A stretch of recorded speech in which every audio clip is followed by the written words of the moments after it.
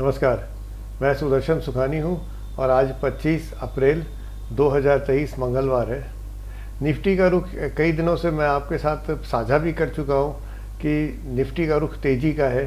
पिछले 2 दिनों से मैंने CNBC TV 18 पर कहा था हम तेज़ी में हैं, लेकिन एक बात समझने की है, हमारा जो पहला लेग था, पहला जो और तेज़ी का माहौल बना था वो बिल्कुल स्ट्रेट लाइन था।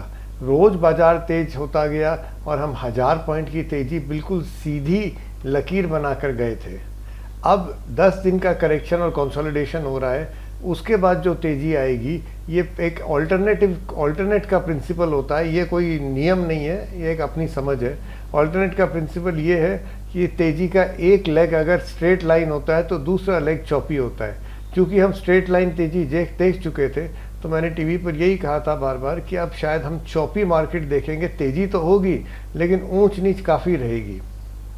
कुल मिलाकर इस विषय के साथ हम आज के मार्केट में प्रवेश कर रहे हैं। अगर चौपी मार्केट है तो ये जो आपको ट्रेंड 22 दिखाई पड़ रहा है स्क्रीन पर, ये उपयोग के लायक नहीं है। ये सिर्फ ट्रेंडिंग मार्केट्स में काम आता है। और आप देख लीजिए कि 1 2 3 4 5 6 7 8 ट्रेड इसने किए हैं जो कि कोई मतलब का नहीं है। यद्यपि इसने 28 पॉइंट दिए हैं लेकिन हम इस 28 पॉइंट के पीछे नहीं जा रहे थे। हम ट्रेंड 22 या इस तरह का कोई भी ट्रेंड का तरीका अपनाने वाले ही नहीं थे आज के लिए। आज हम चौपी मार्केट में ट्रेंड कभी नहीं, जब अगर अंदेशा है कि चौपी मार्केट है तो हम उसमें ट्रेंड के टूल्स कभी उपयोग में नहीं करते हैं, क्योंकि वो तो हमको चॉप आउट करा ही देंगे। तो आज का ट्रेड कैसे हो सकता था?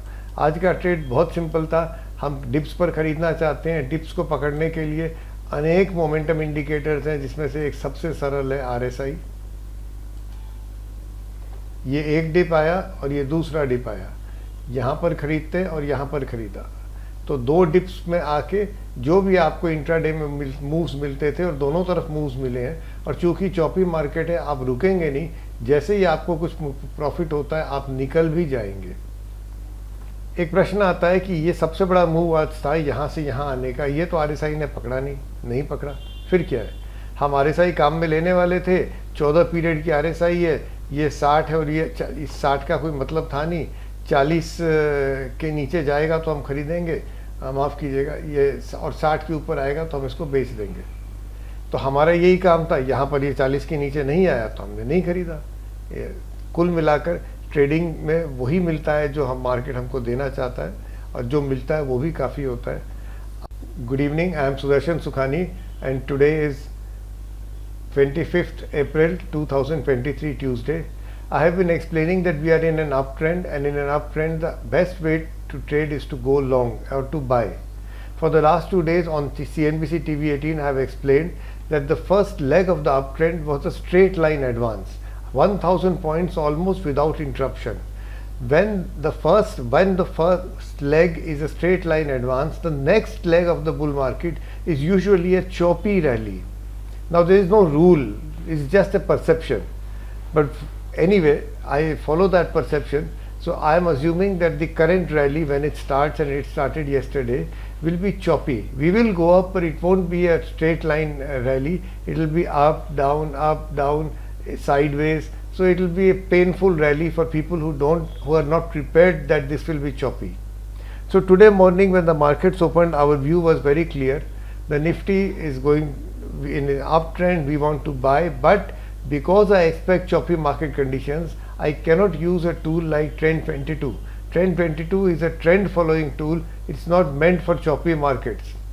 Even though the system actually made some money, 28 points, but that's not the point. The point is that I would not have used it at all. So whether it made money or not is irrelevant. So what do I think I should do? I should, since the trade today was to buy on dips and forget about the trend, I should use something sorry, which is a trend momentum indicator, and one of the easiest ones to use is the RSI. So we use a 14 period standard RSI. When it goes below 40, that's a dip, 1 and 2 dips. When it again rallies above 60, exit. So we got 2 nice trades, one here and one here, and that's the end of it. Now very valid point is, this was the start of the day, but the RSI, or rather I did not buy from here to here. So I missed the best part. Yes, I missed the best part. But because I was going with the RSI, I have to do what the RSI is telling me. And in any case, it's very easy to be wise after the event. Today, when the markets have closed, we can all say, oh, you did not catch this. This should have gone up. You should have used something else. But during market hours, we plan the market trade before market opens, and that's the wise approach.